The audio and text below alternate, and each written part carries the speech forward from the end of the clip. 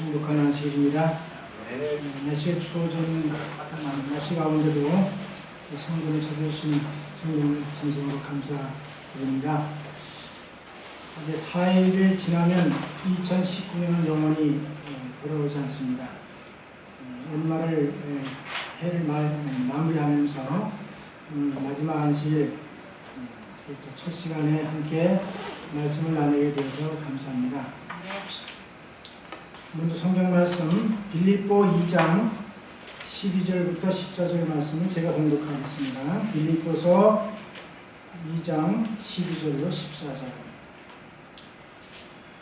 그러므로 나의 사랑하는 자들아, 너희가 나 있을 때뿐 아니라 더욱 지금 나 없을 때에도 항상 복종하여 두렵고 떨림으로 너희의 구원을 이루라. 너희 안에서 행하시는 이는 하나님이시니 자기의 기쁘신 뜻을 위하여 너희로 소원을 두고 행하게 하시나니 모든 일을 원망과 시비가 없이 하라. 제가 성경을 이렇게 통독하고 그 말씀을 상고하면서 제가 이제 올해 2019년도 마지막 시간입니다. 되겠죠. 시간이. 그래서 무슨 말씀을 드릴까 생각하다가 여기 빌립보 2장 12절에 있는 말씀, 너의 구원을 이루라. 이런 제목을 가지고 좀 말씀을 준비해 봤습니다. 이 말씀을 보면 구원을 이루라고 하는 말씀 자체가 어떻게 생각하면 아직 구원이 이루어지지 않았고 또 우리 자신이 구원을 이루어야 하는 어떤 그런 일이 있다고 하는 것으로 이렇게 받아들일 수가 있습니다. 근데 성경을 보면 에베소 2장 8절에도 너희가 그 은혜를 인하여 믿음으로 말미암아 구원을 얻었나니 이것이 너희에게서 나는 것이 아니오 하나님의 선물이라고 말씀하셨습니다. 다시 말하면 우리의 어떤 노력이나 우리의 공로로 인해서 구원을 얻는 것이 아니고 하나님의 은혜로 말미암아 예수 그리스도를 믿음으로 구원을 얻었으니 이것이 우리에게서 난 것이 아니고 하나님의 선물이라고 말씀하셨습니다. 그렇기 때문에 구원은 우리가 무엇을 이루어서 얻어지는 것이 아니고 하나님의 은혜로 말미암아 믿음으로 주어지는 것이라고 말씀하고 있습니다. 그런데 여기 사도 바울은 빌립보 성도들에게 말하기를 너의 구원을 이루라고 말하고 있습니다. 너의 구원. 우리의 구원이 아니라 너의 구원을 이루라고 말씀했는데요. 이 말은 우리가 구원을 이루기 위해 어떤 일을 해야 된다고 하는 그런 말씀인가? 아니면 무슨 말씀일까? 사도 바울이 빌립보 성도들에게 너의 구원을 이루라는 말은 이미 에베소 2장 8절에 있는 것처럼 이미 하나님의 은혜로 구원받은 성도들은 구원받은 것을 삶으로 누리고 그것을 나타내라는 의미를 갖고 있는 거죠. 그래서 구원을 이루라고 하는 말씀 가운데는 그것을 계속적으로 구원의 삶에 그런 삶을 살아가라고 하는 그런 권면이 되겠습니다. 그렇다면 구원받은 사람들의 삶을 누리고 나타내기 위해서는 무엇을 해야 할까요? 여기 빌립보 2장 12절의 말씀을 중심으로 제가 좀 두 가지를 말씀드리려고 합니다. 첫째는 항상 복종하라고 합니다. 빌립보 2장 12절 항상 복종하여 두렵고 떨림으로 너의 구원을 이루라고 권면하고 있습니다. 바울은 말하기를 내가 너희와 함께 있을 때뿐만 아니라 지금 내가 너희와 함께 있지 못하지만 내가 너희와 함께 있지 못할 때라도 항상 복종하라고 말하고 있습니다. 그러면 여기 누구에게 복종하라는 말일까요? 이 말씀을 이해하려면 빌립보 2장 5절을 한번 보겠습니다. 빌립보 2장 5절 너희 안에 이 마음을 품으라 곧 그리스도 예수의 마음이니 그는 근본 하나님의 본체시나 하나님과 동등됨을 취할 것으로 여기지 아니하시고 오히려 자기를 비워 종의 형체를 가져 사람들과 같이 되었고 사람의 모양으로 나타나셨음에 자기를 낮추시고 죽기까지 복종하셨으니 곧 십자가의 죽음이라. 이러므로 하나님이 그를 지극히 높여 모든 이름 위에 뛰어난 이름을 주사 하늘에 있는 자들과 땅에 있는 자들과 땅 아래에 있는 자들로 모든 무릎을 예수의 이름에 꿇게 하시고 모든 입으로 예수 그리스도를 주라 시인하여 하나님 아버지께 영광을 돌리게 하셨느니라. 이렇게 말씀하고 있습니다. 여기 사도 바울이 빌립보 성도들에게 항상 복종하라고 한 말씀의 의미는 다시 말하면 예수님께서 하나님께 복종하여 그 십자가의 부끄러움을 참으시고 죽기까지 복종하셨던 그 예수님의 모본을 따라 빌립보 성도들은 그리스도께 복종하라고는 말씀이 되겠습니다. 그러므로 바울은 말하기를 빌립보 성도들에게 과거에도 그리스도께 복종하였으니 지금도 내가 너희와 함께 있지 못하는 이 순간에도 그리스도를 받아들이고 그리스도의 정신을 따라 그리스도께서 하나님께 복종하신 모본을 따라 너희들도 그리스도께 충성스럽게 복종하라고 촉구하고 있는 것입니다. 그렇기 때문에 우리가 구원을 이루기 위해서는 구원을 지속적으로 유지하고 그 구원받은 삶 속에 살아가기 위해서는 항상 그리스도께 복종하는 삶을 살라고 말씀하고 있는 것입니다. 그래서 이 말씀을 현대 성경에는 이렇게 자세하게 번역을 했습니다. 사랑하는 형제들이여 내가 그곳에 여러분과 함께 있을 때에 여러분은 늘 내가 가르치는 것에 세심한 주의를 기울여 따라 주었습니다. 그러니 비록 내가 떠나 있다 하더라도 구원받은 자로서 마땅히 해야 할 옳은 일에 더욱 힘써 주기를 바랍니다. 지극한 경외심을 가지고 하나님께 순종하고 하나님께서 기뻐하지 않는 일에 손을 대지 마십시오. 하나님께서 여러분 안에 계시면 순종하는 마음을 일으켜주고 하나님께서 원하는 일을 할 수 있도록 여러분을 도와주십니다. 그러므로 무슨 일을 하든지 불평하거나 다투지 마십시오. 이렇게 말씀하고 있습니다. 우리가 누구에게 복종하냐에 따라서 그 대상의 종이 되는 것이죠. 우리 예수님은 이 땅에 오셔서 종의 형체를 가졌다 그랬습니다. 종은 주인에게 복종하는 것이 그의 임무인 것이죠. 그래서 하나님 아버지께 그리스도는 죽기까지 복종하신 삶을 사셨습니다. 그러므로 우리도 그리스도께 충성하는 마음을 가지고 그리스도께 복종하는 삶을 사는 것이 바로 구원을 이루는 삶이라고 말씀하고 있는 것입니다. 두 번째로는 두렵고 떨림으로 너의 구원을 이루라고 말씀하고 있습니다. 어떤 때 두려움이 있을까요? 우리가 누구 앞에 섰을 때 두려움이 있을까요? 죄인은 당연히 하나님 앞에 서면 두려움이 있죠. 죄를 진 사람들은 법 앞에 가면 두려움이 있습니다. 여기에 말씀이 두렵고 떨림으로 너의 구원을 이루라는 말씀의 의미는 고린도전서 2장 3절에 보면 내가 너의 가운데 거할 때에 약하며 두려워하며 심히 떨었노라.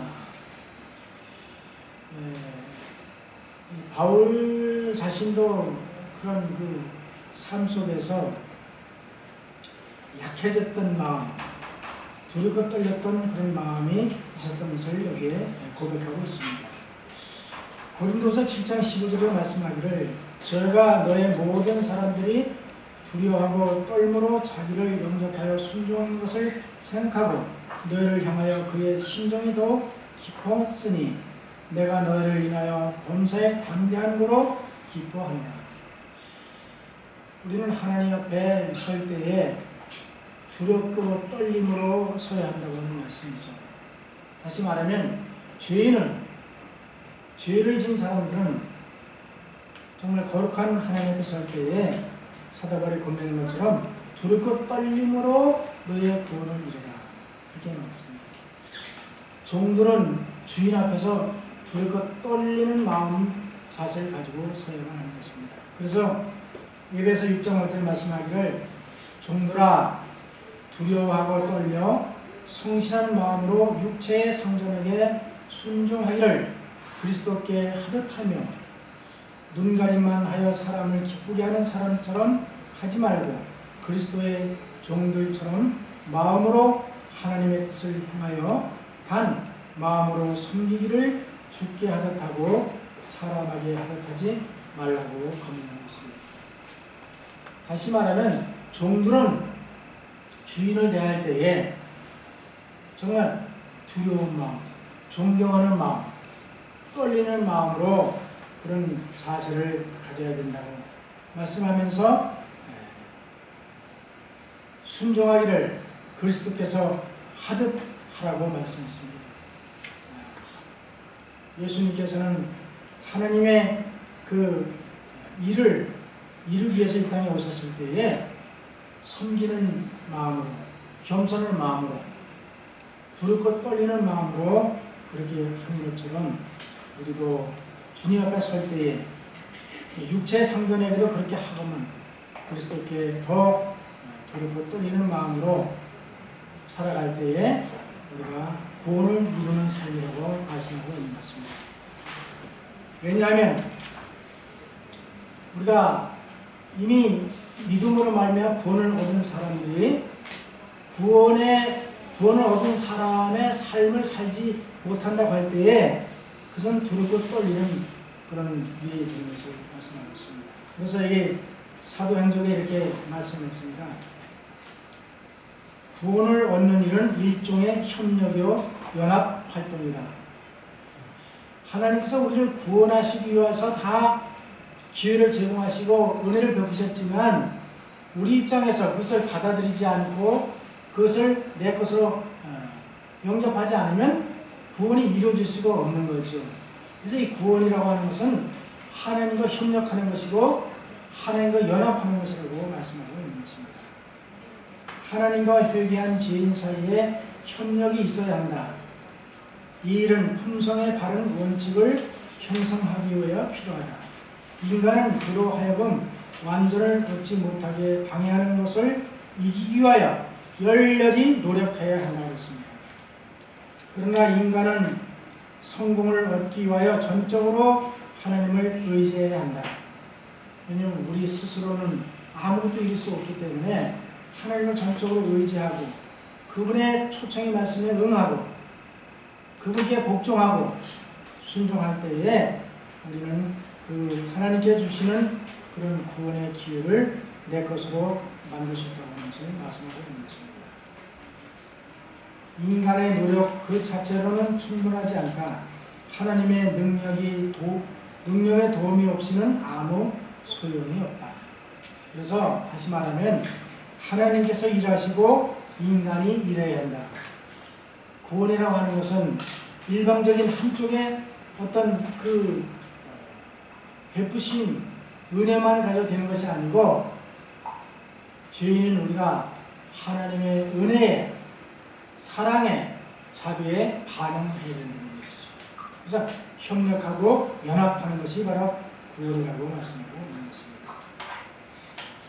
그래서 그 사도 바울도 말하기를 빌립보 3장 12절에 내가 이미 얻었다 함도 아니요 온전히 이루었다 함도 아니라 오직 내가 그리스도 예수께 잡힌 바 된 것을 잡으려고 쫓아갑니다.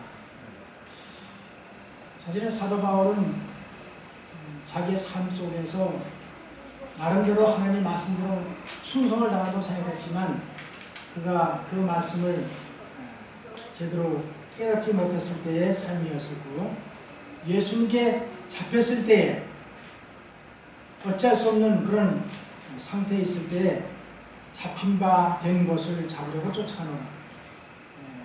예수님께서 사도 바울을 부르시고 그를 붙들었을 때에 분명히 목적이 있었죠.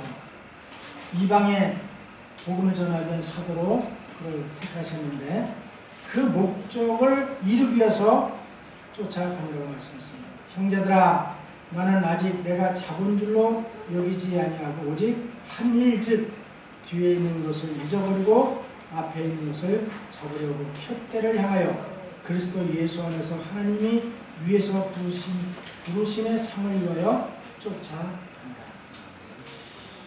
어찌 보면 우리는 이미 믿음으로 말미암아 구원을 얻었지만 구원은 지속적으로 그리스도 안에 연결되어 있고 그 말씀대로 순종하고 따라갈 때에 구원이 우리에게 보장되는 것이지 우리가 구원을 얻었다 할지라도 그 말씀대로 따라가지 않으면 구원을 우리가 잃어버리게 되는 거지. 그래서 사도 바울이 여기 빌립보 성도에게 말하기를 너의 구원을 이루려고 하는 그 말씀 속에는 우리가 이미 얻은 구원을 지속적으로 구원 안에 머물러 있으면서 구원 얻은 사람의 삶을 살아가라고 하는 거죠. 그것이 바로 구원을 이루려고 하는 말씀의 의미가 되는 것입니다. 여기에 성경에 이렇게 말씀했습니다. 내가 완전히 인간이 되었다고 말하는 것이 아닙니다. 나는 아직 또 배워야 할 것이 많습니다. 다만 나는 그리스도께서 왜 나를 구원해 주셨는가를 깨달아 그리스도께서 내게 바라는 사람이 될 그날을 향해서 계속 노력할 뿐입니다. 사랑하는 형제들이여 아직 나는 그 목표에 이르지 못했습니다. 제가 한글 서예를 학원 등록하고 배운 지 1년이 좀 넘었어요. 근데 제가 저기 교회 앞에 걸어놓은 글씨가 처음 배울 때에 어떤 공모전에 내서 입선하는 작품인데 지금 1년 지난 다음에 저를 보니까 떼고 싶어요. 그때 당시 그것이 제 배운 최고의 어떤 그 수준이라고 생각했지만 지금 보면 저것도 분명히 썼나 그런 생각이 들어요. 여러분들 그런 생각이 안 들어요? 모르니까. 네, 우리 최정 집사님 그림을 왜 그리시잖아요. 처음에 그림을 누구 주지 말래요. 나중에 보면은. 네, 그렇죠. 그래서 지금 쓰면 저거보다는 좀 저기 뭐 실력이 많이 좋아지는 건 아니지만 저거보다는 저기 부족한 게 다 보여요 지금. 그 삶을 뭐든지 그 목표를 향해서 계속 전진해 나가는 거지요. 조금씩 이렇게 향상되어 나가는 것인데, 그래서 우리 문화센터에 가면 우리가 회원들이 상 받았던 걸 다 이렇게 걸어놓는데 선생님이 저보고 몇 작품을 더 내라고 해요. 입선하게 되기를 안 걸겠다고. 더 제가 좀 상상된 다음에 이렇게 걸겠다 그런 마음이 있어요.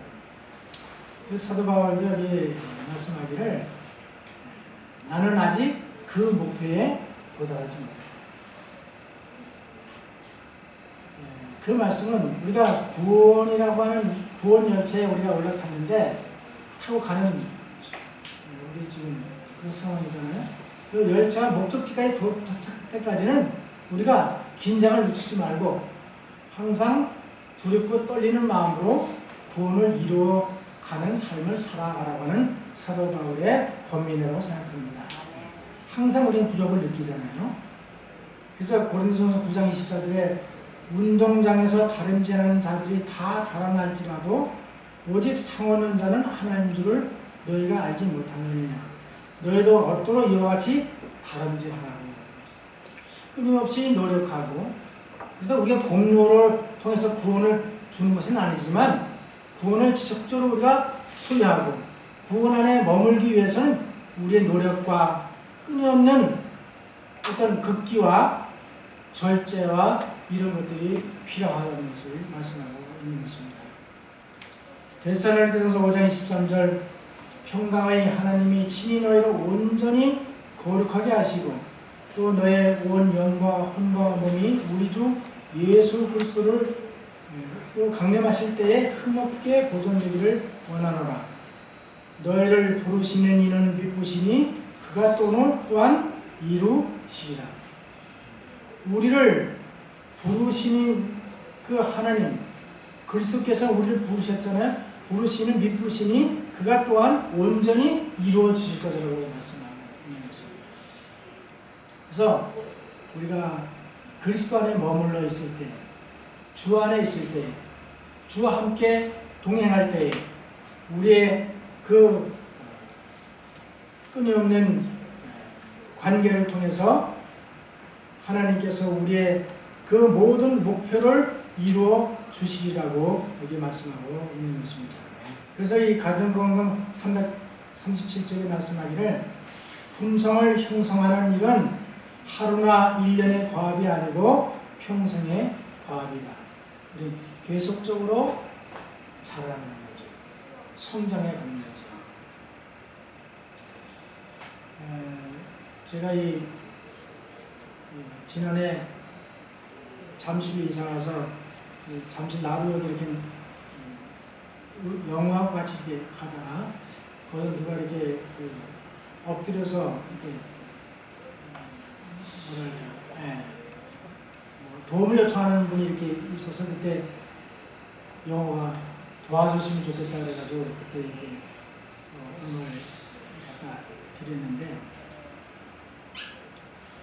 제가 1년이 지난 후에 어느 날 그 잠실 나루를 딱 나오니까 거기 그분이 이렇게 또 계시는 거예요.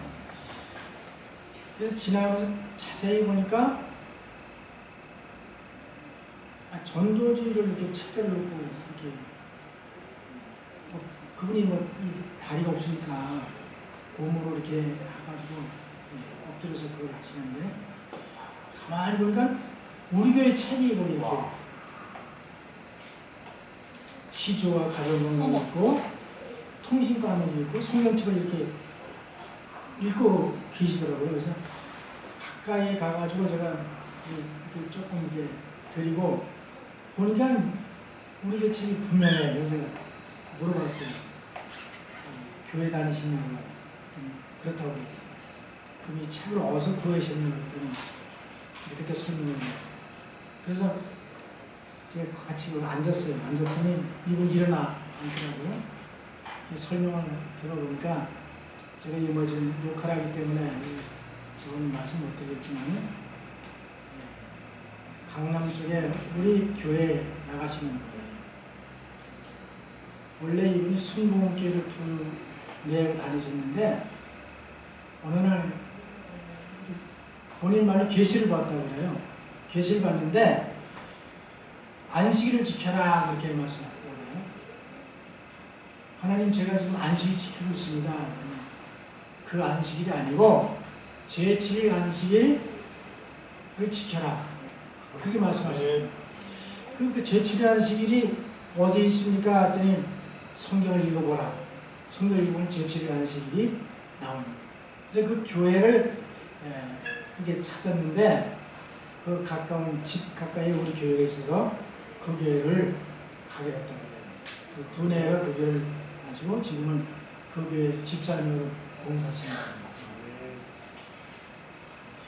그래서 제가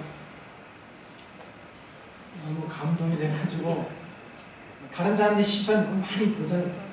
그거 개의치 않고 같이 이렇게 앉아서 제가 손을 잡고 기도를 드렸어요. 거기서. 간절히 기도했더니 그날이 화요일인데 그때 한 3시쯤 됐거든요. 그랬더니 이제 5시 되면 교회에 가야 되겠더니 가야 된다. 여기 누가 이렇게 모셔다 드리냐 했더니 본인이 이게 운전해서 오신다고 하더라고요. 그걸 보면서 1년 만에 제가 이렇게 매일 나오신 것이 아니고 막 다른 데 다니신 것 같아요. 근데 요즘은 추운데 안 보이시더라고요. 그래서 이렇게 참 그분의 뭐 신앙이 제가 뭐 좀 모르지만 하여튼 어쨌든 그 성경을 펴고 전도하면서 그런 좀 모습을 볼 때 좀 부끄러운 마음이 들고 좀 존경스럽더라고요. 그 청년이 지금은 그분이 안 계신 것 같은데 청년이 그 우체국 거기서 그 시장을 건너는 횡단보도에 그 우리 집사님 한 분이 그 하신 거 보셨죠? 그 청년의 교회 집사님이신데 요즘은 안 보이시더라고요. 그래서 우리가 자기의 처한 환경과 위치에서도 성실하게 하나님을 증거하고 이렇게 다른 거 개의치 않고 그런 삶을 살아갈 때에 사도 바울이 여기 권면하신 것처럼 너의 구원을 이루라고 하는 그 말씀 속에는 구원받은 그 성도들로서의 구원받은 삶 안에서 늘 생활하고 그것을 내가 생활할 뿐만 아니라 다른 사람들에게 증거하는 삶이 우리에게 필요하지 않은가 그런 생각을 좀 해보았습니다. 그대는 개인적인 경험을 가져야 한다. 그렇게 되면 그대는 다른 사람이 아닌 자신이 향유할 것이다. 사람은 다른 사람의 구원을 이루도록 되어 있지 않다. 그는 다른 사람의 마음의 사본이 되어서는 안 된다. 그는 하나님께 주신 재능에 따라 역량껏 행동해야 된다고 말씀하고 있습니다. 그래서 구원은 개인적인 문제라고 생각합니다. 왜냐하면 예수가 14장 14절에 말씀하기를 비록 노아, 다니엘, 욥 이 세 사람이 거기 있을지라도 그들은 자기의 의로 자기의 생명은 건지리라. 나 주 여호와의 말입니다. 이 말씀을 4번이나 반복하고 있습니다. 다시 말하면 우리가 다른 사람들이 그 신앙과 믿음과 구원에 영향은 끼칠 수 있지만 구원은 개인적인 하나님과 관계되는 것을 생각하는 것입니다. 우리에게 필요하다고 생각합니다. 그래서 빌립보 1장 6절에 말씀하기를 너의 속에 착한 일을 시작하심이가 그리스도 예수의 날까지 이루실 줄을 우리가 확신하노라. 네. 자, 우리 속에 착한 일을 착한 일이 뭐죠? 착한 일. 네? 남을 이렇게 도와주거나 뭐 전도하는 일? 어떤 게 착한 일일까요? 우리 속에 착한 일을 시작하신 분이 누구세요? 하나님이시잖아요. 그렇죠? 하나님이 우리에게 착한 일을 하셨죠. 이 착한 일은 다시 말하면 구원사업이라고 말씀하셨죠. 구원사업. 하나님께서 우리에게 구원의 사업을 시작하시니 그 구원의 사업을 그리스도 예수의 날까지 이루실 줄을 확신한다고 사도 바울은 말하고 있는 것입니다. 하나님께서 구원 사업을 시작하셨고 구원을 완전히 이루시는 하나님이신 것을 우리가 확신하는 것이 중요한 거죠. 그래서 항상 하나님께 복종하고 또 하나님 말씀 안에 거하고 오늘 이렇게 여러 사정이 있겠지만 이게 안식 첫 시간에 예배 드리러 참석하신 분들은 너의 구원을 이루라고 하는 사도 바울 말씀처럼 우리 구원의 삶을 살아가며 그 안에서 그것을 나타내 보이고 증거하는 삶이라고 말씀드릴 수 있겠습니다. 지속적인 영적 성장을 하지 않고서는 그리스도가 두 번째 오실 때에 그를 영접할 준비가 되어 있지 못할 것이라고 말씀했습니다. 우리가 때로는 시련을 많이 겪지요. 신앙생활은 항상 평탄하고 평온할 때만 있는 것이 아니고 항상 작고 큰 그런 시련들을 우리가 만나게 되는 것입니다. 시련이 없이는 성장하지 못합니다. 미국의 애리조나 주에는 썬밸리라는 도시가 있습니다. 그 도시는 미국의 억만장자들이 은퇴한 후에 모여 사는 곳입니다. 모든 것이 풍족하게 갖춰진 화로운 곳이니 그곳에 사는 사람들은 당연히 다른 곳에 사는 사람들보다 더 행복하고 건강하게 살 것 같은데 그곳에 사는 사람들이 시내에서 옹기종기 모여 사는 사람보다 치매 발병률이 더 높다는 연구 결과가 나왔습니다. 부족할 게 없고 좀 호화로운 삶, 그렇게 사는 사람이 더 행복해서 건강할 것 같은데 의외로 치매 발병률이 높다는 것입니다. 왜냐하면 이 썬밸리 마을에는 55세 이하는 입주를 금지한다는 규정이 있다고 해요. 좀 젊은 사람들이 들어와야 되고, 그 다음에 아이들이 시끄럽게 떠드는 소리가 없다고 합니다. 물론 이제 은퇴한 사람들이니까 정말 그 다음에 아무 데서나 불성사납게 애정 표현하는 젊은 커플도 없다고 합니다. 음식 냄새 풀풀 풍기는 노정sam도 없고 길거리에 벤치에 누워 자는 노숙자도 없다고 합니다. 그곳에서는 자동차도 노인들이 놀리지 않기 위해 노인들이 놀라지 않기 위해서 시속 25km로 이렇게 달려야 한다고 합니다.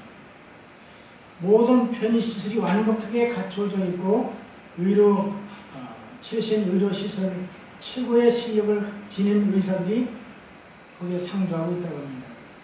반면에 썬밸리에는 우리의 삶에서 흔히 볼 수 있는 세 가지가 없다고 합니다. 이 세 가지는 치매 발병률이 높은 이유라고 밝혀졌다고 합니다. 그 세 가지가 뭔가 하면 스트레스가 없다는 거예요. 그 마음은. 왜냐면 스트레스 받을 이유가 없죠. 모든 게 다 갖춰져 있고 모든 것이 자기들 원하는 대로 있고, 두 번째는 걱정이 없다는 거죠. 먹고 사는 걱정, 돈이 걱정, 모든 걱정입니다. 그 다음에 셋째로는 변화가 없다는 거죠. 이 세 가지가 없는데 반면에 행복하고 건강하게 살아야 되잖아요. 근데 치매 발병률이 높다는 거죠. 여러 가지 문제가 있고 그 문제가 싸우느라 스트레스를 받으며 스트레스를 이기려고 노력하는 것이 병을 이겨낼 수 있는 힘을 길러준다고 합니다. 그래서 우리가 약간의 긴장은 건강에 도움이 된다고 합니다. 그래서 이런 스트레스가 전혀 없으면 면역력이 약해져서 쉽게 병에 걸리게 된다는 겁니다. 그리고 최근에는 이 썬밸리에 살던 사람들이 다시 자신의 원래 살던 마을로 돌아간다고 합니다. 왜냐하면 스트레스 없는 세상에서 새장 속의 새처럼 나약하게 사는 것보다 여러 어려움을 겪으면서 고민하고 갈등하는 것이 더 건강해지는 방법임을 깨달았기 때문이라고 합니다. 그러니까 모든 게 부족한 게 없고 풍족하고 모든 게 걱정 근심도 없고 스트레스가 없고 변화가 없고 그런 삶은 결과적으로 우리의 정신 건강이나 육체 건강에 도움이 되지 않고, 그래서 우리가 섞여 살면서 좀 긴장하고 어떤 시련을 겪고 어떤 때는 스트레스도 받고 그런 것이 영적 성장에도 도움이 된다고 말씀드렸습니다. 그래서 베드로전서 1장 7절에 말씀하기를 너의 믿음의 시련이 불로 연단하여도 없어질 금보다 더 귀하여 예수 그리스도에 나타나실 때에 칭찬과 영광과 영광과 존귀를 얻게 하려 합니다. 이렇게 말씀했습니다. 자, 제가 퀴즈를 낼게요. 순금이 가치가 있는 이유는 무엇일까요? 순금이. 네? 금이 왜 가치가 있지? 금. 귀하고. 네? 귀하죠. 제가 원하는 대답을 유승 목사님이 해주셨어요.